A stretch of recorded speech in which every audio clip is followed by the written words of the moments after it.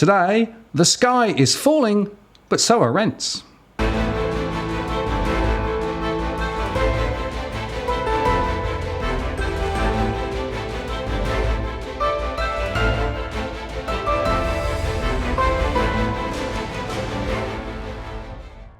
Hello again, it's Martin North from Digital Finance Analytics. Welcome to the latest post covering finance and property news with a distinctively Australian flavour.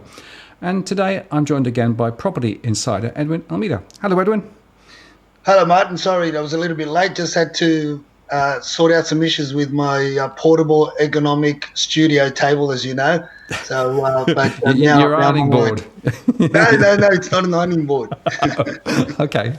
Well, it's working fine, so it's good to catch up with you again. And there's a hell of a lot going on at the moment, isn't there?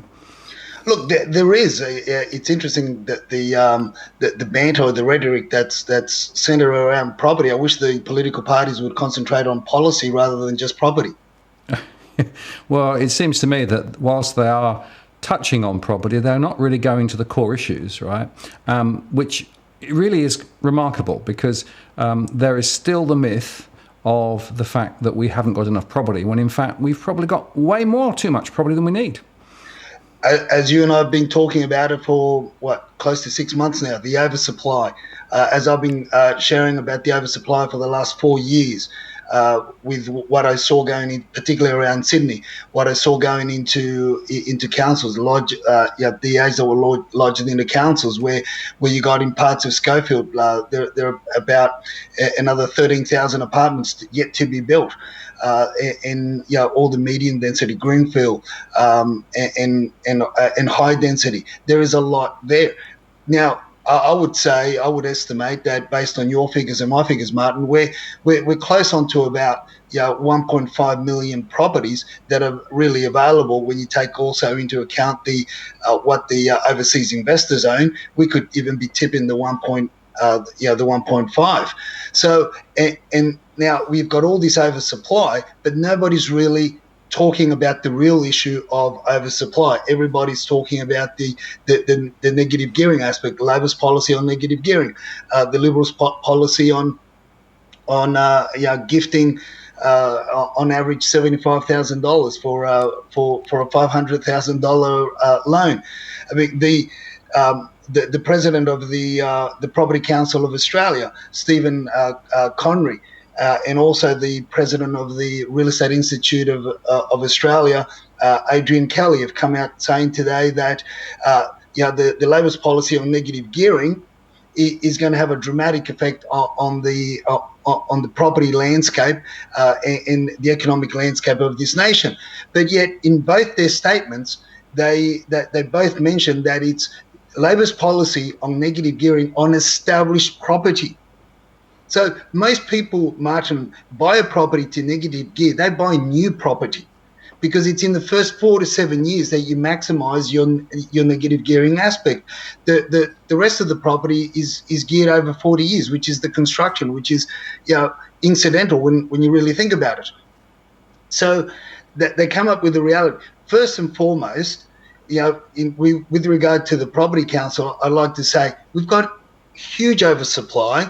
They just want to stimulate that supply channel to create even more of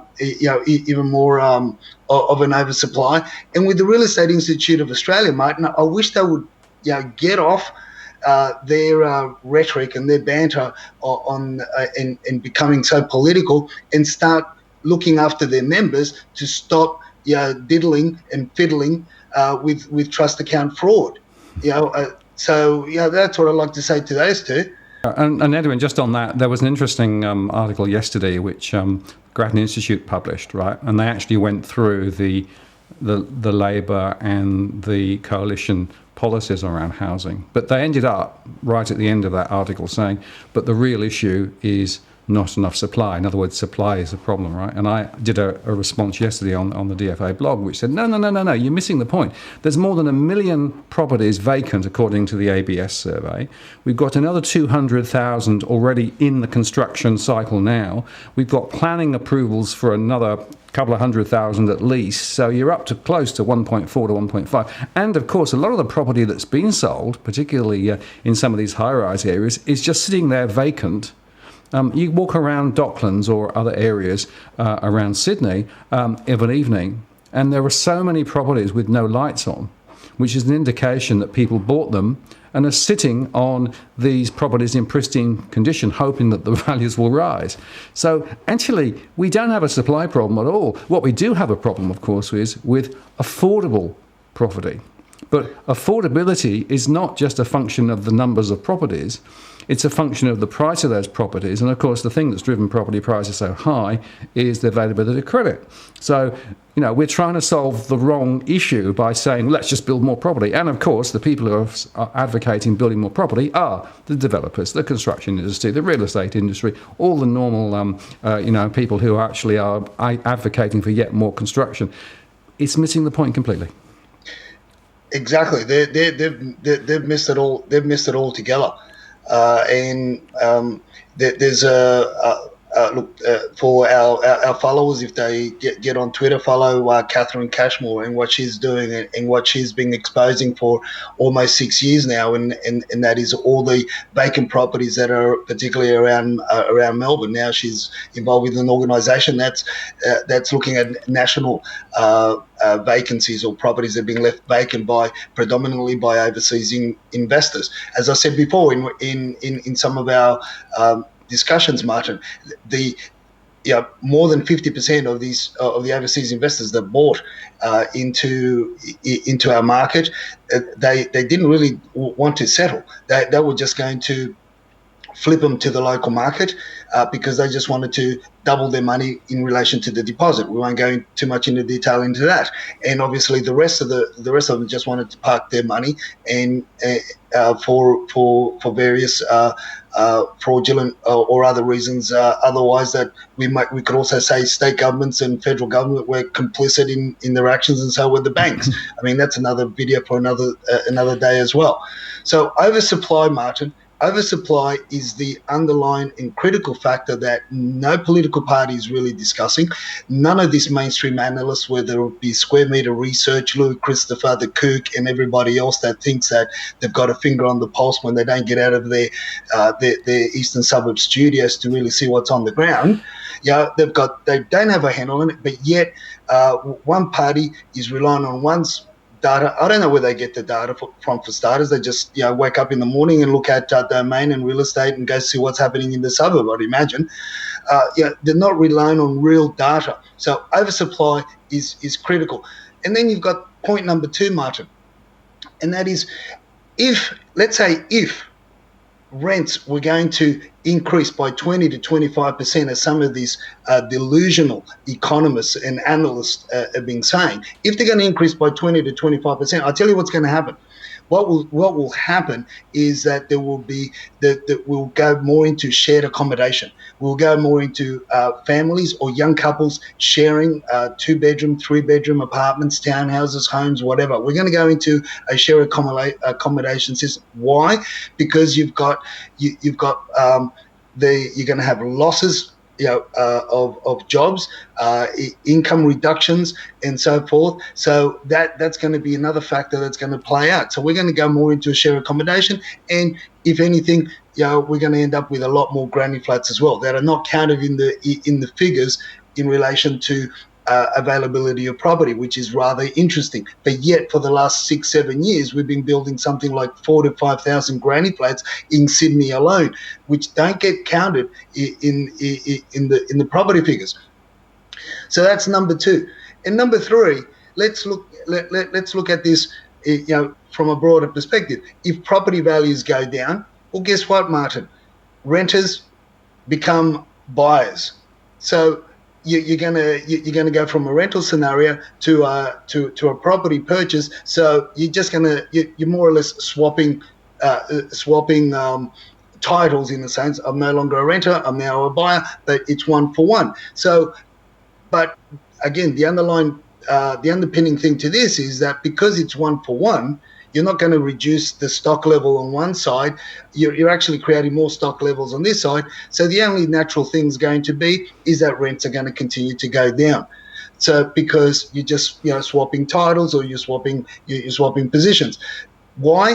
Because of this huge an immense oversupply. And I've said it over and over again. We've got enough supply if we stop building now for the next 5 to 7 years. Yeah, absolutely. And of course, the point there is that we know rents are already sliding. So I think they're down 3% over the quarter in Sydney. In fact, the only place where I think they went up was Hobart, and rents in Hobart have actually gone up, I think, about 9% over the last 12 months. But that's a bit of a an abnormal thing, and I suspect they'll come back there as well because they're just later in the cycle. But what I find fascinating is that if you go over to Western Australia, where we've had this downturn happening now for 5 or 6 years, the rents down there over in the West are down 20 to 25%.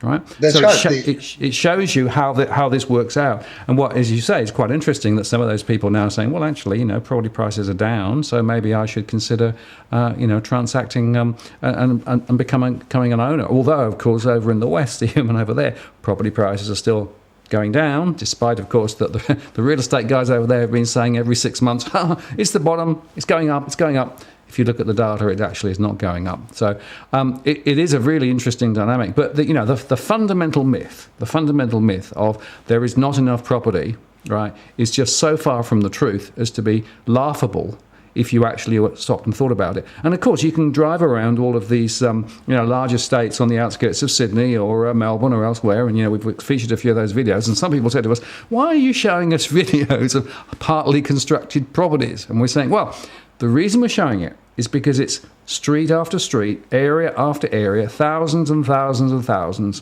of properties being built at the moment on, frankly, low specifications, small plots. And we know that in some of those areas, prices are already down more than 20 to 25%. So, people need to get real about what's really going on here, and they shouldn't be misled by what the real estate sector is saying or what the construction sector is saying. The reality is we have too much property.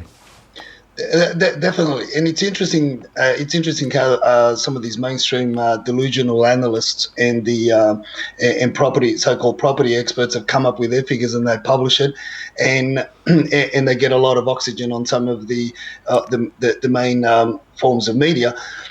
Don't know why, but they do.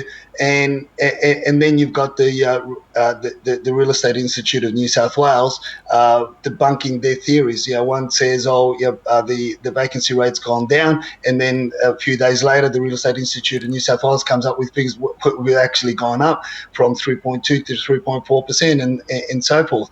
I mean, why? Because again, Martin, these delusional analysts and so-called property experts live in a fictitious world, live in another dimension, which is called the eastern suburbs.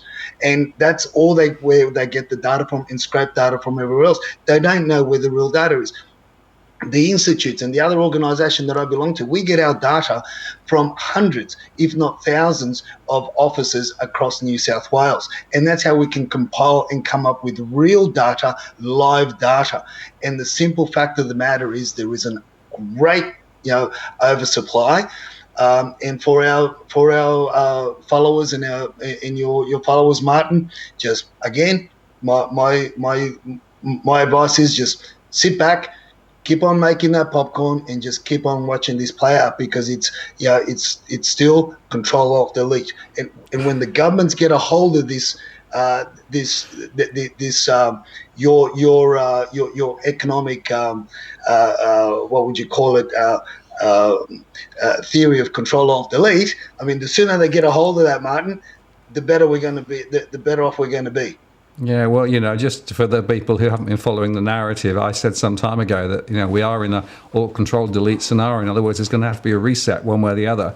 And that's because we've got way too much debt. We've got property prices continuing to fall. The availability of credit is still continuing to be very tight, and that's not going to change, even if, at the margins, they're a little bit of loosening. The fundamentally important factor is that the availability of credit is way tighter now. That's not going to change. Therefore, prices will continue to fall.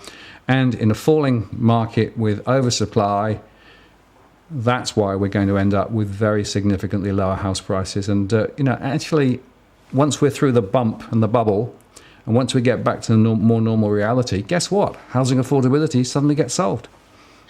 Exactly. And that's where we're going to be. Unfortunately, there's going to be a lot of carnage out there, but hey, That's the nature of the beast that people decide to get involved in. And if people are buying property or investment properties just for the simple sheer fact of negative gearing, that in itself should send alarm bells down their spine when they get invited to these seminars on making wealth out of negative gearing. I mean, seriously, look, I won't get into that, but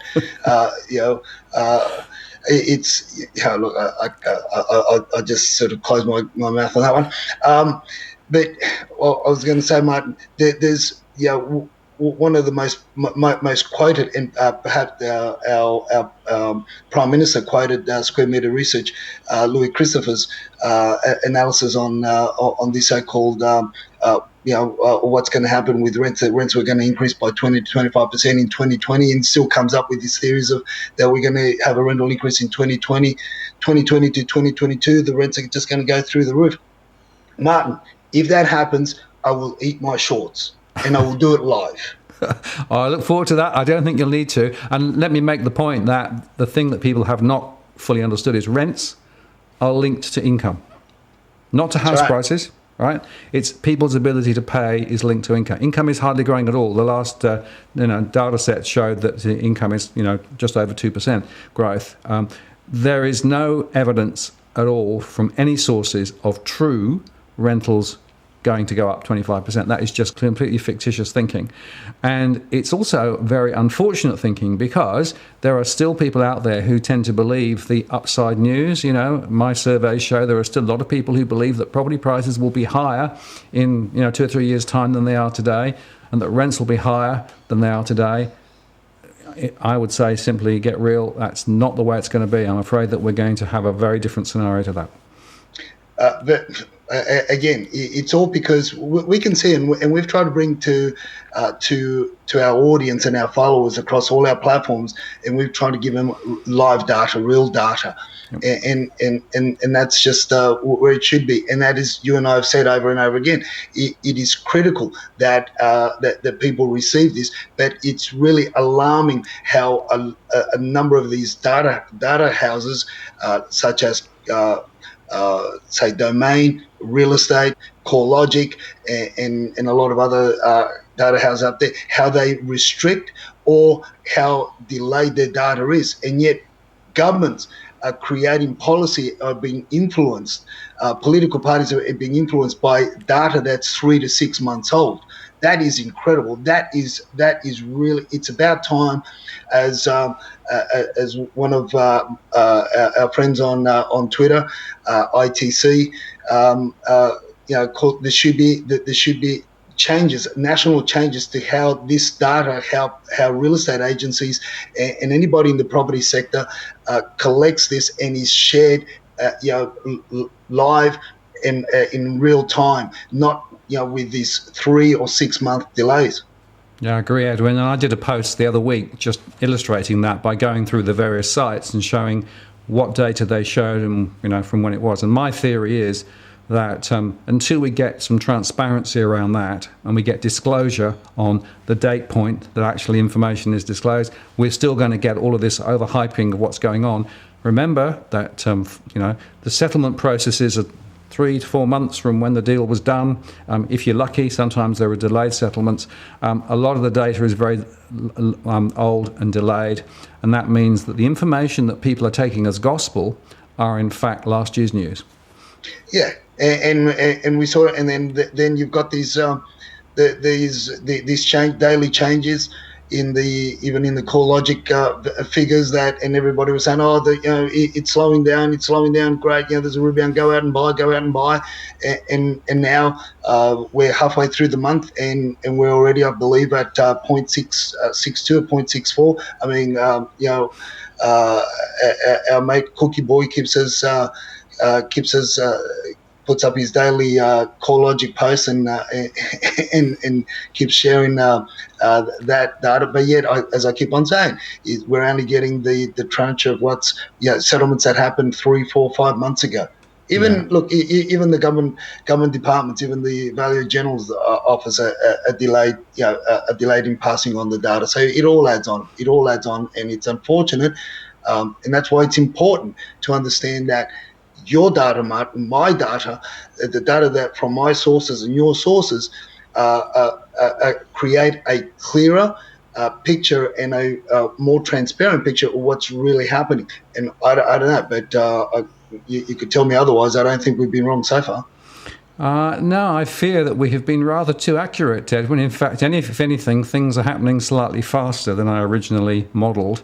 But sometimes the trajectory down is always hard to look at. But certainly, the data that we've both got, independently, I should say, is actually quite strongly correlated, and I think that does underscore the fact that we know what we're talking about.